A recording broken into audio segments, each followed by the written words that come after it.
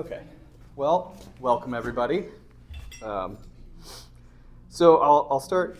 Pat, would you like to go right away? I would. Okay, so Pat has some stuff for us to start with.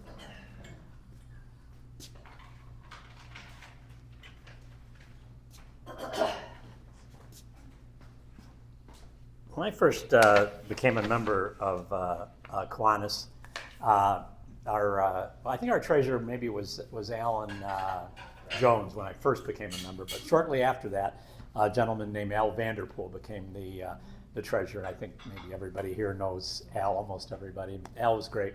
But one of the things that he used to do, he did it at least once, but it seemed like he did it several years in a row, was he presented an award called the Golden Snickers, which was recognizing people who were particularly key in capers and the things that went on in capers. So I wanted to revive that tradition.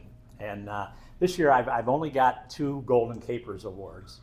And I don't want that to look like I don't appreciate everything that everybody in this room had a lot to do with capers and the wonderful success that we had, and I certainly appreciate that. But there's 2 people that went way above and beyond in their efforts, and that's Dick and Nancy Dryden.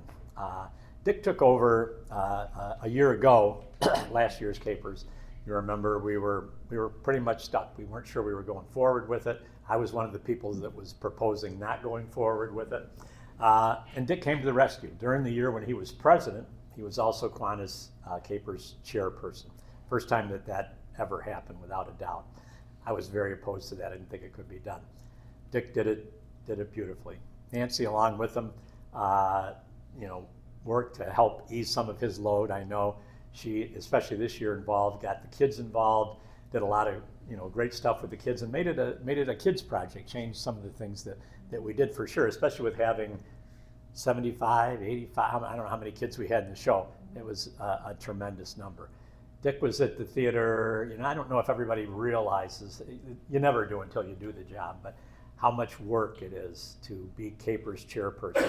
He's there every night, working during the day to, he was the things that we used to separate out. People used to get a Golden Snickers award for being ticket chairperson, or, a lot of the other things that went on. So anyway, I have our awards. These awards are not transferable. If anybody is envious of these awards, you may not transfer them to others. I know I ate mine after mine was presented to me, but I just want to say how much we appreciate Nancy and Dick for all they've done for Kiwanis Capers, and want to present these awards to them.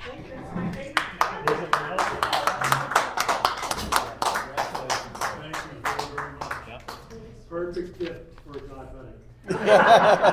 He's not going to eat it. He'll put it on the shelf. Besides the danger, I very much agree. All right, thanks, Pat. Let's do Happy Dollars. Do we have Happy Dollars? Well, I have a couple happy dollars, that's for sure. There you Thank go. you, sir. First of all, I don't know if those of you that are here are aware of the fact, but Jerry Harvey and John Golden, 2 of our members, they worked together to come up with a new idea, a new way of handling the Key Club cookie sales at the Capers this year. And what they did was so successful, in my mind at least, that I talked with John Golden, and he said, yes. He said, we recouped the Key Club's initial expenditure after the first night. He said the other 2 nights' profits were just totally profit for them. So that means that saved the club a sizable chunk of change from what we paid last year to have the cookies made. $850. That is correct. So, but I just wanted to let you guys know that was Jerry and John who took over that aspect of the show, and I think they did a spectacular job of relieving us of that expense. The other thing I wanted to say is that one of the things that disappointed me last year was that we didn't have more kids in the show. I think we had 6 or 8 kids in the show. And this year we had 35 kids, many of them first graders, who were actually on stage. And then, as Nancy said, if you add in the people who are from Legendary Athletics or from the Starlit Dance Connection, it brought the total to over 75 kids that were in the show. So I just really am pleased about those aspects. Just wanted to mention it. Thank you, Dick. I have dollars. My first dollar is that in all the time that I have been involved with Kiwanis, I have never known us, and I've been working with kids, never known us to have some, from the beginning of November to this past weekend, an opportunity to work with the same kids and get to know them and their parents. And tomorrow I'm going to talk to one of the mothers who is going to become a member. And I talked to her from November with her child.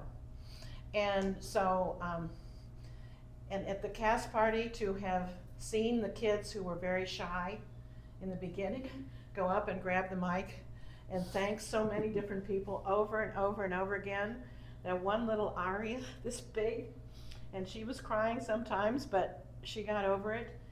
And one child that you may or may not know who he is, with some kind of severe problem, so that I watched in the beginning, when all the dancers were here, he was standing and looking against the wall.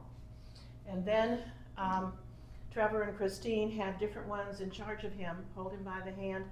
And he was, I think he was a turkey, and he was a number of other things. Okay, so then my second dollar is for the first time I remember, maybe there were other times, that Kiwanis Club of Bradford was integrated so beautifully into the show. Of course, my first acting experience since 4th grade, and this guy talking about what Kiwanis means. And then later in the show, when the kids were saying, you know, sometimes I don't have a friend, and so to say, you know, Kiwanis can be your friend. And then finally, this is personal. Would you stand up there?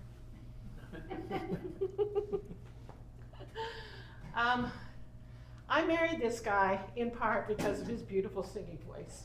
He sang to me before we were married. And I had the opportunity from the lobby to go out and listen to sing You've Got a Friend or whatever, and I imagine he was singing to me. Oh my. So thank y'all for that. That was beautiful. That was a surprise. Are we supposed to do that? Wasn't that a happy dollar? That was a happy dollar. That was a good one. Well, I'll Here you go, collect Dean. it. I've got a happy 20 just to celebrate all of the work that went into the capers. But on top of that, I was the honored feature in the lobby this year, so I have to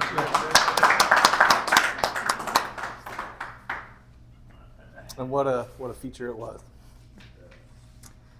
All right. Does anybody have any announcements? I don't necessarily have anything other than Capers is done.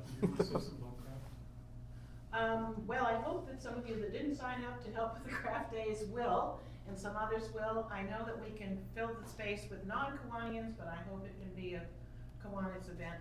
And also, Dick and I, and now Mark, are going to send thank yous to as many of the non-Kiwanians, because we could eventually Kiwanians who were in the show. I addressed for the 8 steps and the 6 high school girls who were involved so far this morning. So if anyone would like to help write these many, I'd appreciate it.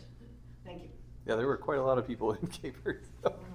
Mark, I have some updates on numbers. Oh, Maybe a little good, yeah. boring, I don't know, but No. just, we're pretty much at the end of our fundraising end of things.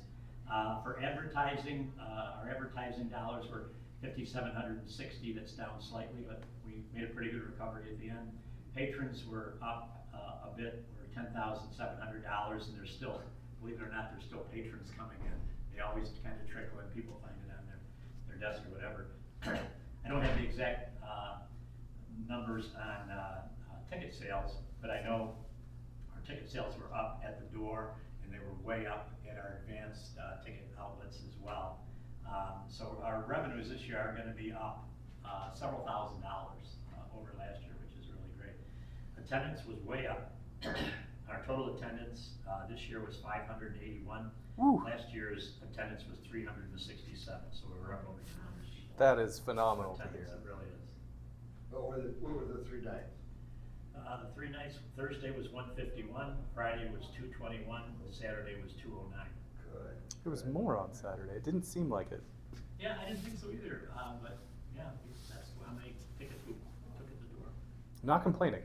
Yeah. Not at all. It surprised me too, because it seemed quieter for some reason. Good job. All right, well, I think that we have made Misty wait long enough. Misty Sanders, you're the director of the Bradford Sleep Clinic. Do I have that right? Yeah, Okay, well, supervisor, I guess. I don't get the fancy title. good enough. If you wouldn't mind, the floor is yours.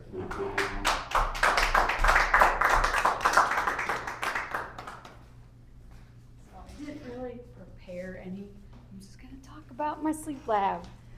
So I know you've had a sleep study. Has anybody else had a sleep study? All right. Do you have a machine?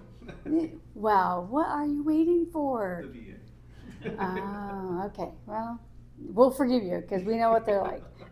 So, just out of curiosity, do you know how many recognized sleep disorders there actually are? There's 80 of them, Wow. Different kinds. different kinds. They fall under 5 categories. Obviously, your sleep apnea. You have insomnia. You have restless leg syndrome. You have narcolepsy, and you have parasomnias. So there's a huge, it's not just you snore, you need a sleep study. It covers a lot of different areas. And, the people that don't get the study that need it, they put themselves at a higher risk for heart attack, stroke, diabetes. It's amazing the number of things that undiagnosed sleep apnea can do to your body over the course of your life.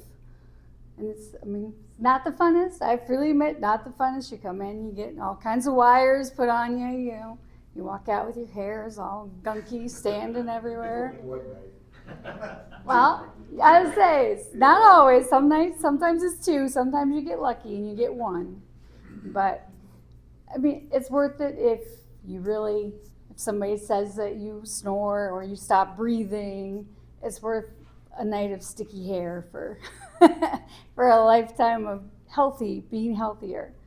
And I think you like your machine. What's the normal average for what people, when I had my first test done, I quit breathing for 70 seconds. Mhm. 70 seconds. That was the highest. There were different times during the night, but the highest was that. And my setting now is I'm at a 13. So I don't know what's normal. Or what's Well, high or low. so we usually base it off of your AHI, so it takes the number of times you stop breathing and the number of times that your oxygen level falls down below 88, and it averages it, and that gives you your AHI. Anything above 5 is considered abnormal. I've seen people with 150, and I've seen, you've seen them that come in, they snore like crazy, but they don't actually have any apneas or anything. It's just tonsils or whatever. And it's pretty amazing to. So what's the normal for people with this asthma? What's the normal number that they go to? Mine's a 13. What's the normal number? It varies. There again, so CPAP, which is what most people start with, that's one constant pressure. So when you sleep, you get delivered the same amount of pressure, whether you're breathing in, breathing out, but it's enough to keep that airway open. So you don't stop breathing or, it'll cut down on the snoring. When you get to the people who's a little worse, then they end up with a BiPAP, which is bi-level.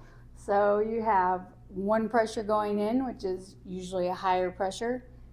And when they breathe out against a lower pressure so they can get that air out better.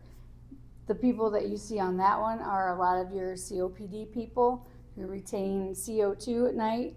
So that allows them to, burn it off and not wake up and be so sleepy and drowsy all day. And so there's different modes too. I mean, you have those two, but you have ASVs and AVAPs, and they all treat different things. Like ASV are used for those people who are complex central sleep apneas, which means not only is there a physical reason that you stop breathing, but your brain also doesn't always fire and tell you to breathe when you're sleeping.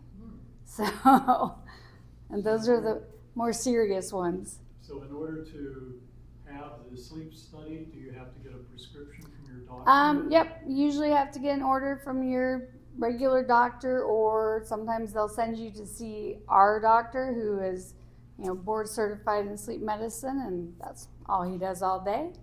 And where are you located specifically? We are located in the Bradford Hospital on the 4th floor. We took over the old labor and delivery area. So we have 6 beds. We can do 6 studies a night.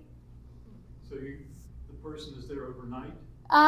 For some of them, yeah. Sometimes you can do a home study, but I mean, while they're nice and they're convenient, they don't give you as well of an actual test, because we'll have people that'll do the home study and their AHI will be like 10, 12, and then they come in lab and it's actually much higher because a lot more wires, a lot more things to read your brain waves while you're sleeping and all that fun stuff. How many patients do you typically treat a year? The last 2 years we have done just over 1,000 each year. Each year. Wow. Because we are the only sleep lab in about 75 mile radius. So we get them from all over the place. So I believe it's been about 7 years that I've had something. And I think I waited for a magic 5 years to get a little bit improved one.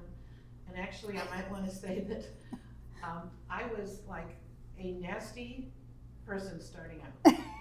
For 3 or 4 months. There was someone named Elizabeth who very nicely, she was nice to me when I was nasty to her. And I was trying to get the magic 21 days a month to have it covered. And in the last 5 or 6 years, I can't remember a night that I didn't have it.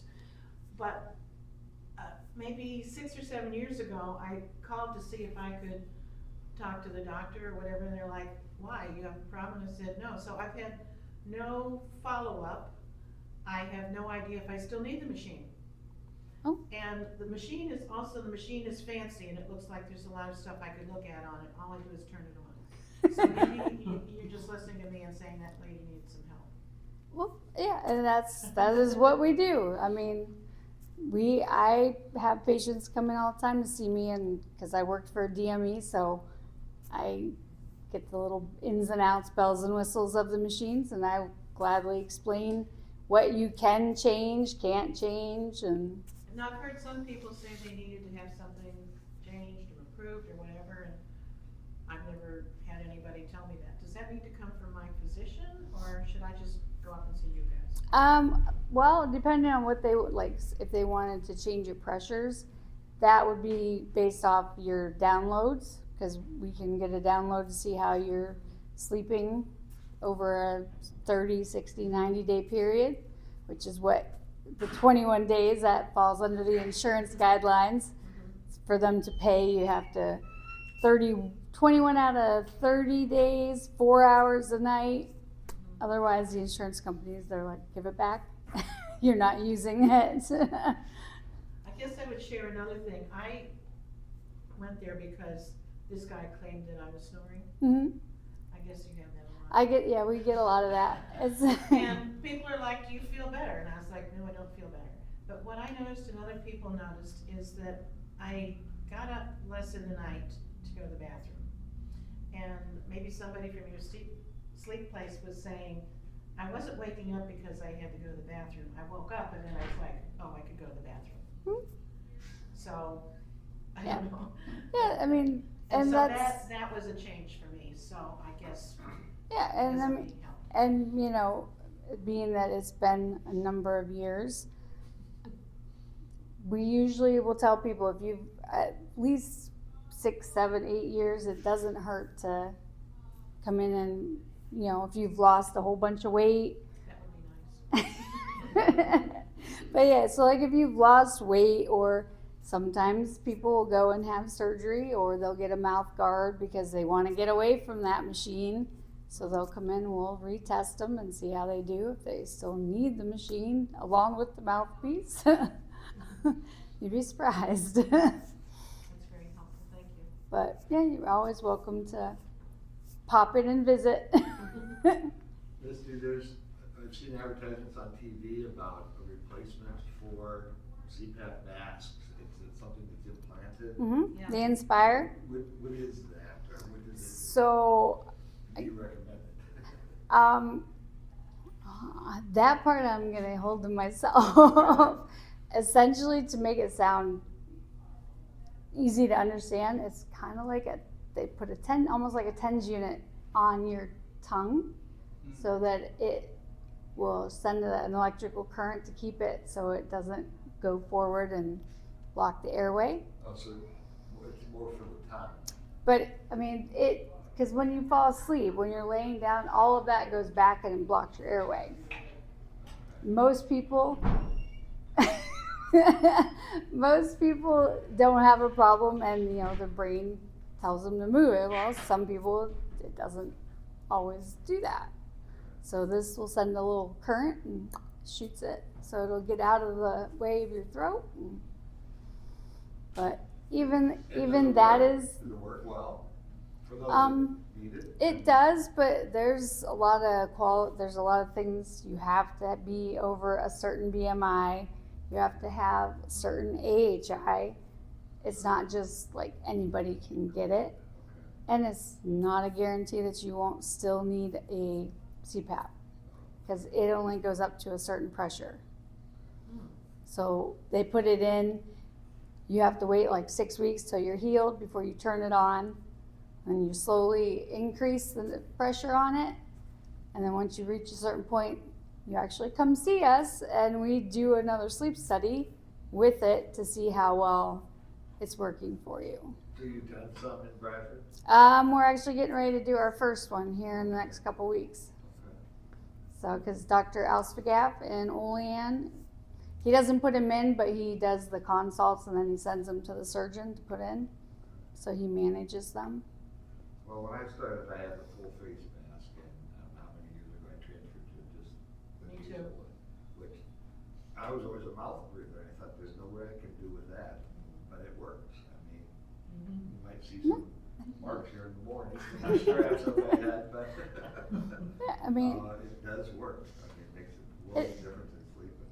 well, and see, you had a much better experience than she had, which is how it usually goes. People either absolutely hate it, don't wear it, they learn to tolerate it, or they learn that they can't sleep at all without it. If I fall asleep on the couch for an hour and wake up, there's no way I can fall back asleep on the couch.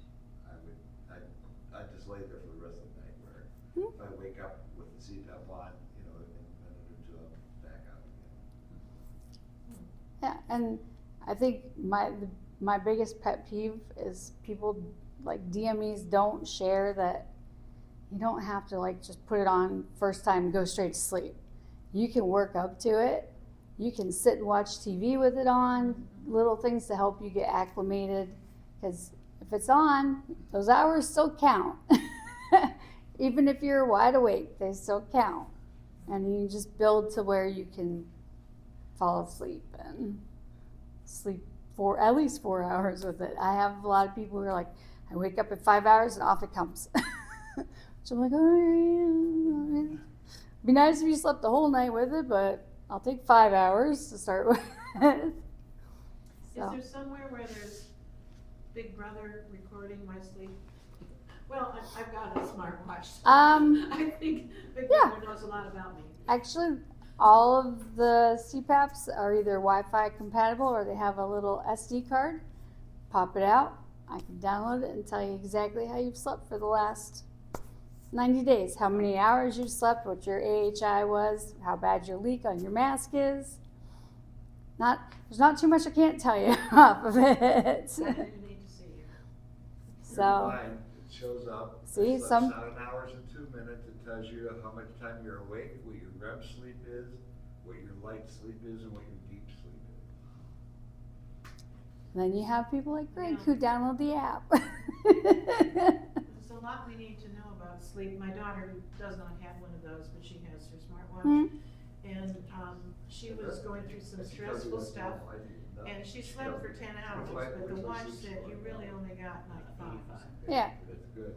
So Hey. we can't just go by the clock like we did Nope. when we were kids. Nope, you would be, we have a lot of patients who will come in, they'll be like, Every night. I know I slept, Deep sleep's always and, early.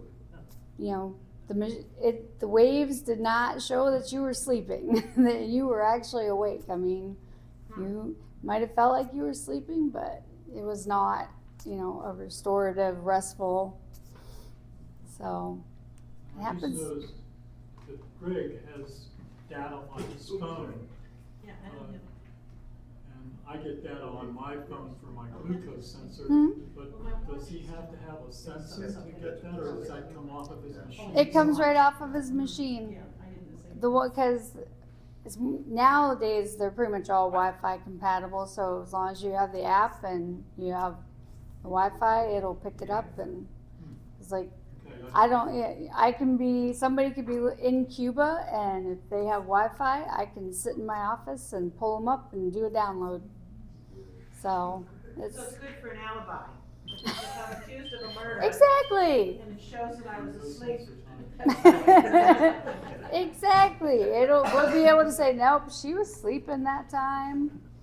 So, yeah, I mean, you know, it's kind of can be a process. You get, you know, your doctor sends the order, and we have to get your prior auth from your insurance, because the last thing we want is anybody to have a bill.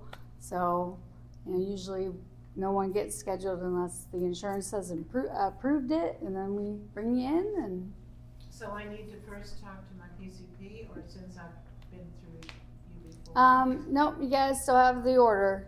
Okay, I'll portal her. Nothing happens without the order. The world of healthcare. No order, no service. But yeah, I enjoy it. Thank you very much. You're welcome. So, feel free to come see us. Yeah, I suspect you got quite a few new customers. Yes. Actually, that is my next agenda item as it is. So 50-50 drawing.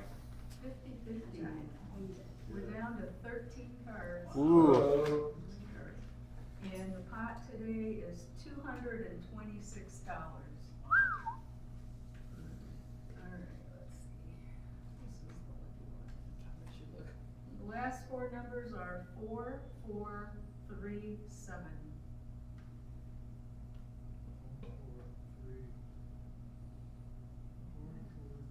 Oh, I've got it. Wow. Go for it, Dick. Anything but the King of Hearts. I'm pretty good at that.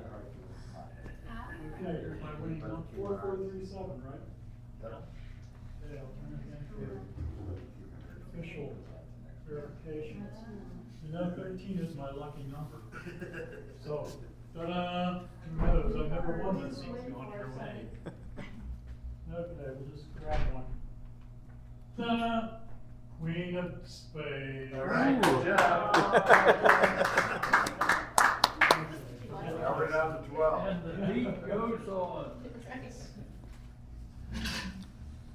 All right. I have a thought of the day. This is a quote that I found, but it's not attributed to anybody in particular, but apparently it came from Kiwanis. And I thought after Capers this was somewhat appropriate. So Kiwanis is not measured by what we say, but by what we do. And then Pledge of Allegiance.